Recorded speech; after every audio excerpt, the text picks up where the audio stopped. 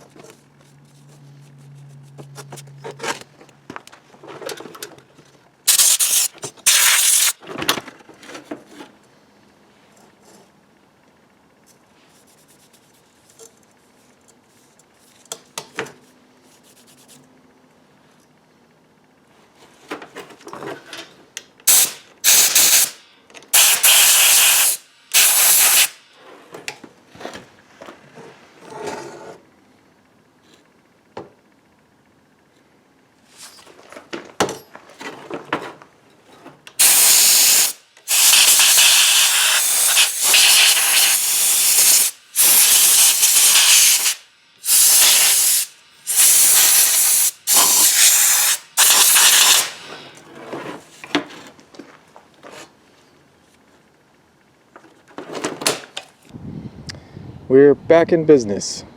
What happened was I didn't do a very good job sharpening the square ground full chisel chain, and it was making dust instead of, or powder instead of sawdust, and it clogged the oiling hole in the bar. So that's cleared out. I held this paper up to the end of the bar and ran the saw, and plenty of oil's coming out now, so good to go.